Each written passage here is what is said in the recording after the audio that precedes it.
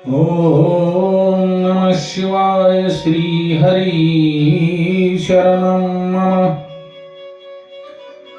श्री हरी शरणं मम. श्री कृष्णं शरणं मम. श्री हरी शरणं मम. श्री कृष्णं शरणं मम. कश्यप ऋषींची पत्नी दुसरी पत्नी द्विती आणि दक्ष प्रजापतींची मुलगी. कश्यप ऋषींना द्वितीपासून दोन पुत्र झाले होते, हिरण्याक्ष आणि हिरण्यकश्यपू. या दोन्ही पुत्रांना भगवान श्रीहरी नारायण हे मारतात. द्वितीला आपले दोन्ही पुत्र नेल्यामुळे शोक होतो. इंद्राने देवांचे रक्षण करण्यासाठी माझ्या दोन्ही पुत्रांना मारले, या विचाराने द्विती ही क्रोधित होते. ती व्रतस्थ राहून आपले पती कश्यप ऋषी यांची सेवा करते. कश्यप प्रसन्न होऊन द्वितीला म्हणतात, तुला काय पाहिजे आहे? जे पाहिजे असेल ते वर माग. तेव्हा द्विती आपल्या पतीला कश्यप ऋषींना म्हणते, हे पती, हे प्राणनाथ, इंद्राला मारणारा पुत्र मला तुमच्यापासून होऊ दे. असा वरती कश्यप ऋषीकडे मागते. तेव्हा कश्यप ऋषी द्वितीला एक कठीण व्रत करण्यास सांगतात. आणि व्रत हे आपले जे चंचल मन आहे, त्या चंचल मनाला ईश्वरामध्ये, भगवंताच्या भक्तीमध्ये स्थिर करण्याचे एक साधन आहे. ते मनाला ईश्वरामध्ये ठेवते. द्विती ही व्रतपालनास आरंभ करते. कित्येक महिने ती पुष्वन नामाचे कठोर व्रत करत असते. तिचा कोठेही व्रतभंग होत नाही. देवांचा राजा इंद्राला जेव्हा द्वितीच्या कठोर व्रताचा वृत्तांत कळतो,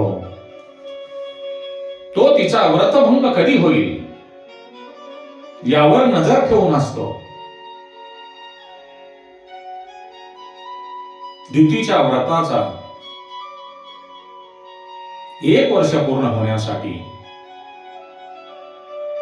जेव्हा 1 दिवस शिल्लक असतो, त्या दिवशी ती दैनंदिन कामामध्ये व्यस्त राहून थकून झोपते. त्या दिवशी ती मुख प्रक्षालन करत नाही, झोपताना आचमन करत नाही, पाद प्रक्षालन करत नाही.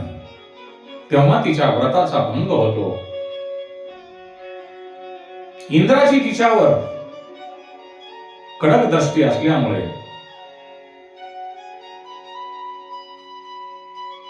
त्याच्या लक्षामध्ये ती गोष्ट येते. त्यावेळी कश्यप ऋषींची पत्नी द्वितीच्या पोटामध्ये जो गर्भ असतो, इंद्र ही संधी पाहून तिच्या गर्भावर सूक्ष्म रूपाने वज्राचा घात करतो. तिच्या गर्भात एका गर्भाचे 7 तुकडे करतो. पण त्या 7 तुकड्यापासून 7 बालके निर्माण होतात. इंद्र पुन्हा त्या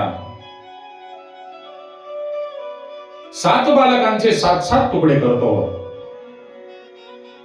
आणि त्या 7 तुकड्यामधून 49 बालके निर्माण होतात. तेव्हा इंद्र चकित होतो, लज्जित होतो. त्याच वेळी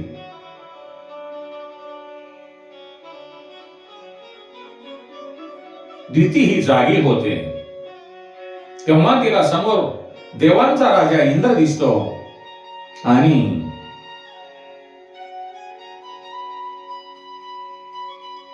त्यांच्याजवळ, इंद्राजवळ अत्यंत तेजस्वी अशी 49 बालके दिसतात.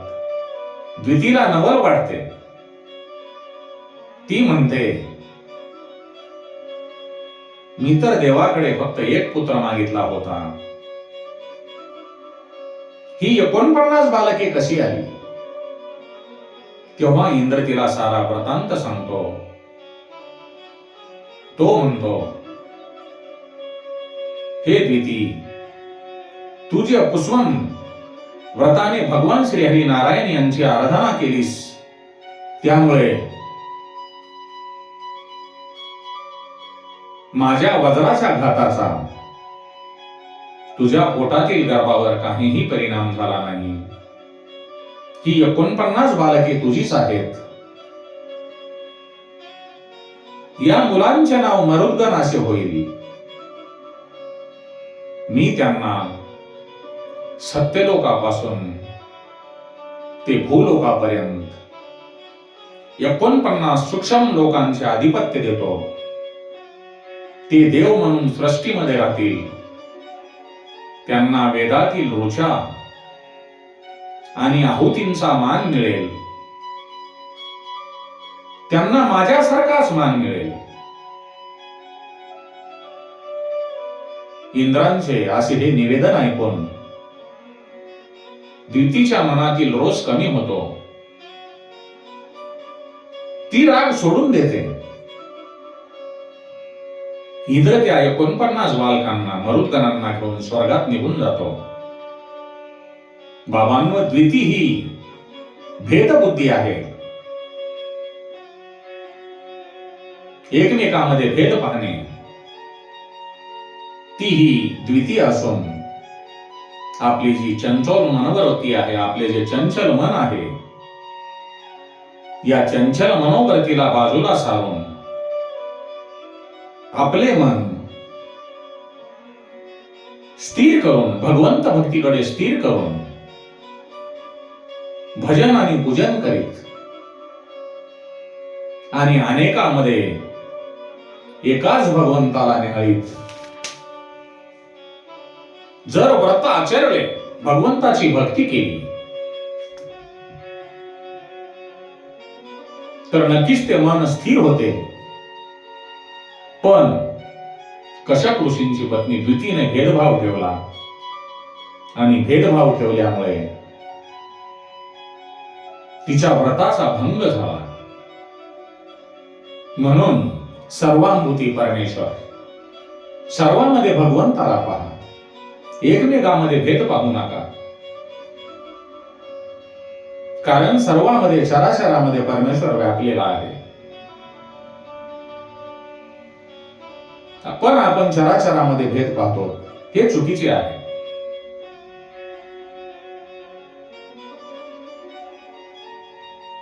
आपण जर भगवंत भक्तीकडे मन आपले वळवले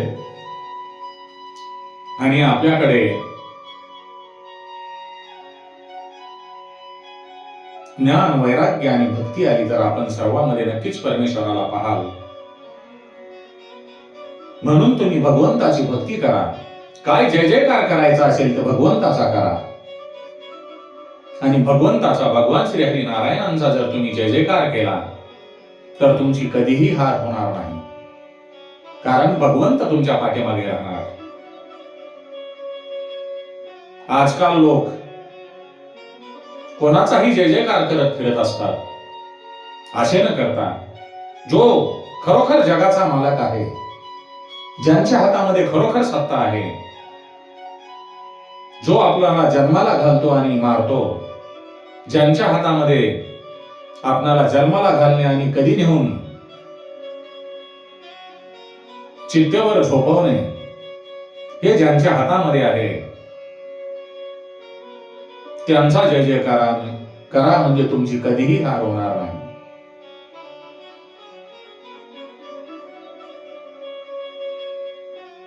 आणि तुम्ही जरी परमेश्वराचा, भगवान श्री हरी नारायणांचा, आपल्या इष्टदेवतांचा जय जयकार जरी नाही केलात, म्हणून तो परमात्मा कधी तुमच्यावर रुष्ट होणार नाही, रागावणार नाही. आपण जे काही करत असतो ते आपल्या स्वतःसाठी करत असतो. म्हणून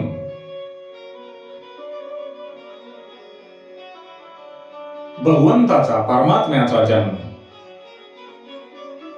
अयोध्येत किंवा मथुरेत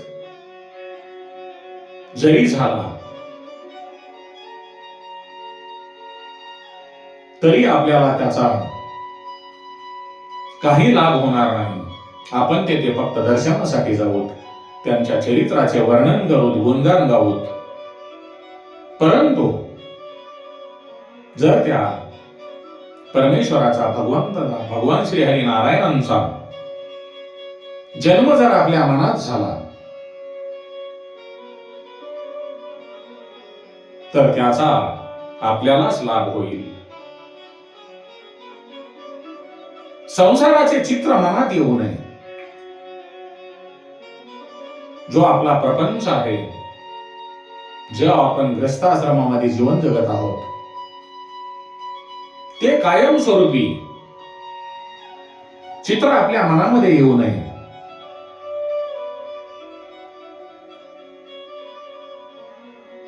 आणि चित्रकेतू सारखा मोह आपल्या मनामध्ये निर्माण होऊ नये. म्हणून आपण जप तप केले पाहिजे. जप तप करता यावे म्हणूनच जो आपल्याला दुर्लभ असा मनुष्य जन्म मिळालेला आहे, कारण आपण या पृथ्वी तलावर जन्माला आहोत. फार पुण्याईनं आपल्याला हा मनुष्य जन्म मिळालेला आहे. कारण मनुष्य जो करू शकतो ते स्वर्गातील देव सुद्धा करू शकत नाहीत. ते फक्त तिथे सुख भोगू शकतात. आपण या पृथ्वी तलावर राहून भगवंताची प्राप्ती करून घेऊ शकतो, भगवंताची भक्ती करू शकतो, पुण्याचे गाठोडे आपण बांधू शकतो, प्रभूच्या चरणामध्ये आपण लीन होऊ शकतो. परंतु स्वर्गातले जे देव लोक आहेत ते फक्त तेथे सुख भोगू शकतात. ते भगवंताची भक्ती करू शकत नाहीत, ते पूजा करू शकत नाहीत, ते कुठलेही कृत्य, सात्विक जे कृत्य आहे ते तेथे करू शकत नाही. आपले प्राथमिक लोक जे आहे ते तिन्ही लोकांमध्ये सुंदर आहे. स्वर्ग, पाताळ आणि 3 नंबरला जे आपलं मृत्यू आहे, स्वर्ग, मृत्यू, पाताळ, या तिन्ही लोकांमध्ये मृत्यू लोक श्रेष्ठ आहे. कारण येथे आपण सर्व काही करू शकतो. मग पहा, जे देव लोक करू शकत नाही ते आपण करू शकतो. मग आपण श्रेष्ठ का देव श्रेष्ठ? जे ऋषी मुनी आहेत, इंद्र आहे, देवांचा राजा इंद्र, त्याचे पुण्य संपल्यानंतर त्यांना स्वर्गलोक सोडून या मृत्यू लोकांमध्ये जन्म घ्यावा लागेल. आणि आपली पुण्याची जी उटी आहे तिचे गतोडे बांधून वर गेल्यानंतर परत त्यांना स्वर्गीचे सुख भोगता येईल. म्हणून आपल्याला जो अनमोल जन्म मिळालेला आहे त्या अनमोल जन्माचे सार्थक करून घेणे आपल्या हातामध्ये आहे. तुकाराम महाराजांनी आपल्या अभंग काव्यामध्ये सुंदर असे लिहिले, स्वर्गीचे अमर इच्छिताती देवा, स्वर्गीचे अमर इच्छिताती देवा, मृत्यू लोकी व्हावा जन्मामा. तुकाराम महाराज म्हणतात, स्वर्गात ते देव सुद्धा देवाकडे मागणी करतात की हे भगवंत, आम्हाला मृत्यू लोकामध्ये जन्म द्या, कारण या पृथ्वी तलावर जाऊन आम्ही आपली भक्ती करू, आपले गुणगान गाऊ आणि परमानंदामध्ये लीन होऊ.